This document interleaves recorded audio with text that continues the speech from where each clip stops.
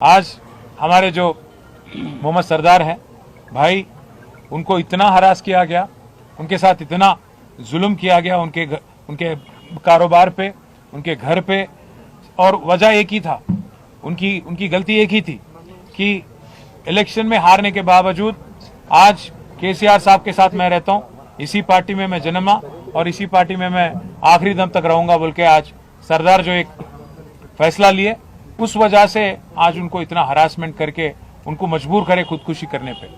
मैं यहाँ के जितने भी अफसर है जीएचएमसी के और बाकी अफसर है, मैं उनसे रिक्वेस्ट भी करना चाहता हूँ, सत्ता सरकार किसी एक का नहीं होता, हमेशा वो तो बदलते रहता।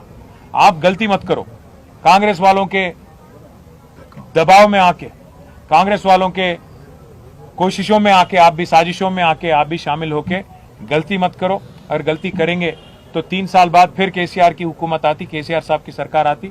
हम लोग अभी हर चीज का हिसाब किताब रख रहे हैं, ये अच्छी बात नहीं है, क्योंकि अगर आप एक बोराबंडा आएंगे आज यहाँ पे, कम से कम 100 ऐसे गली दिखेंगे आपको जिसमें आप बता भी नहीं पाएंगे कि कौन सी बिल्डिंग किसकी है और कौन चीज क्या है।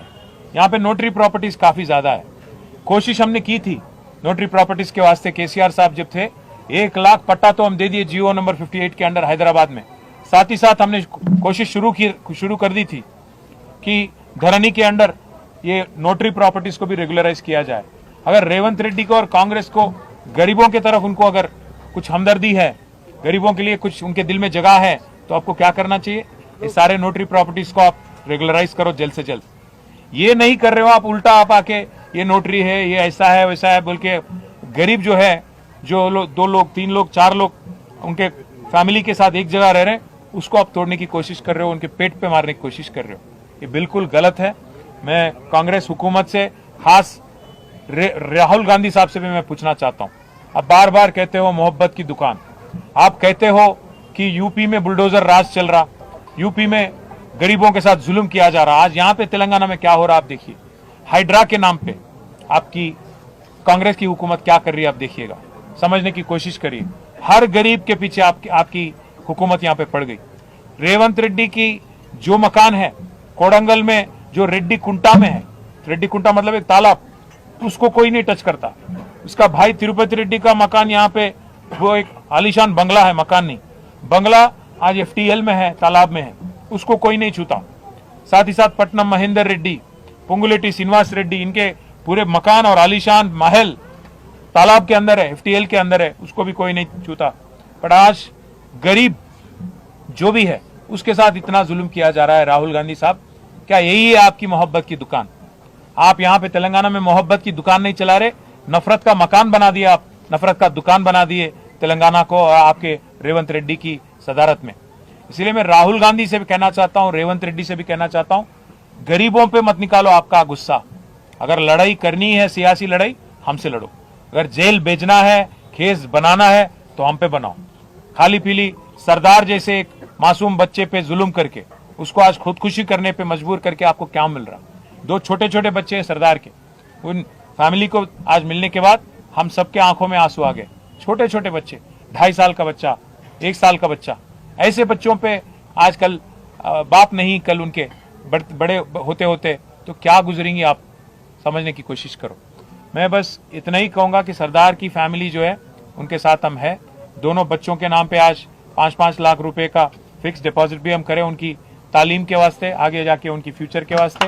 और साथ ही साथ जो जुल्म किया गया उनके कारोबार को तोड़ के उनके घर पे भी आके, उसके लिए भी एक्स ग्रेशिया हम पार्टी की तरफ से हम ही देंगे। और सरदार की फैमिली हमारी फैमिली है, सरदार की फैमिली बीआरएस की फैमिली है, उनके साथ आखिरी दम तक रहेंगे, उनकी पूरी तरह से हिफाजत और देखभाल हम करेंगे। उनकी भाई, छोटे भाई इब्राहिम है, उनको भी हमने आज यकीन दिलाया कि आपके कारोबार के वास्ते हम सबके नंबर भी हम दे के आए वहाँ पे, श्रीनिवास यादव साहब के, श्रावण साहब के, हमारे श्रीनिवास रेड्डी एमएलसी साहब के, विष्णु भाई, सोहेल साहब, महमूद अली साहब, सबके नंबर दे के आए कि भाई कोई भी जरूरत है तो आप फोन करिएगा। ऐसा नहीं है कि मागंटी गोपीनाथ गुजर गए मतलब हम यहाँ पे कोई ऐसा नहीं फील करिएगा कि आपके लिए देखभाल करने के लिए कोई लीडर नहीं है। पूरा पार्टी आपके साथ है और गोपी साहब की जो कमी है वो महसूस नहीं होने देंगे। हम सब आपके साथ रहेंगे, ये यकीन दिलाते हुए सरदार की फैमिली को जब तक इंसाफ नहीं मिलती तब तक हमारी लड़ाई जारी रहेगी। कोर्ट भी जाएंगे क्योंकि पूरा कागज ऑलरेडी तैयार है और एफआईआर भी ऑलरेडी हो चुका है। अगर कार्रवाई नहीं करती और इंसाफ नहीं मिलती पुलिस के तरफ से और हुकूमत के तरफ से, हाई कोर्ट भी जाएंगे और जरूरत पड़ा तो सुप्रीम कोर्ट भी जाएंगे।